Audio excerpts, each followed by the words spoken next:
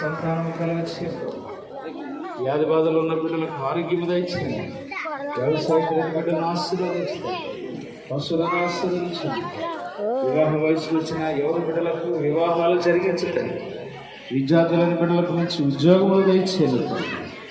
కన్న తండ్రి నాయన ఏ కష్టకాల పరిస్థితులు ఉన్న అందరికీ అన్ని విధాలుగా మీరు సహాయ సహకారాలను ఇచ్చి దీవించండి ప్రభు. ఇటువంటి క్రిస్మస్ పండుగలు ఎన్నో వందలుగా చేసుకున్న అదృష్టాన్ని భాగ్యాన్ని కలిగించి మీరు ఇచ్చున్నాను ప్రభు. యేసయ్య పరిశుద్ధ ఘనమైన నామములో నీ పాదాలు పట్టుకుని వ్యక్తిని బ్రతిమలాడి వినయముగా వేడుకొని ప్రార్థించుచున్నాము తండ్రి.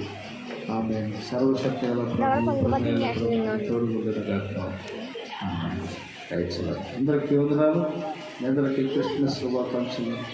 ప్రభు చిత్తమైతే దేవుడు మనకి ఇచ్చిన గొప్ప భాగ్యాన్ని బట్టి మరలో వచ్చే సంవత్సరంలో ఆయన కనపరుచుకునే క్రిస్మస్ పండుగ ఆశీర్వాదాలు దేవుడు మనకు అనుగ్రహించను గాక.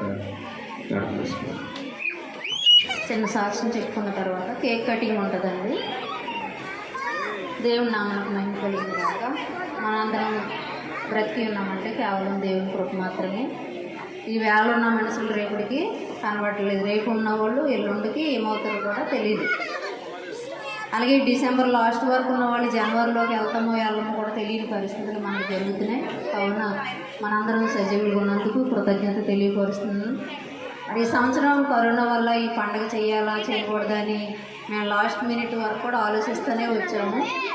ఏది ఏమైనా దేవుని చిత్తాన్ని బట్టి దేవుని కనపరచడం మానకూడదని ఉద్దేశంతో మరి కార్యక్రమాన్ని ఏర్పాటు చేసి తలపెట్టినప్పుడు దేవుడు గొప్ప కార్యం చేశాడు. ప్రియులారా, నేను మార్చి నెల నుంచి మీకు కనిపించలేదు కదండి, కనిపించాను.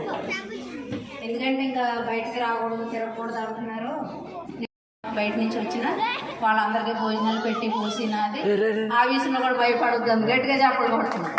అంటే దేవుడు చేసే కార్యం అని చెప్పినా నేను. దీనికి ఏమో లక్షలు అయిపోవు, కానీ అది చేయడానికి ఎవరు ముందుకు రారు.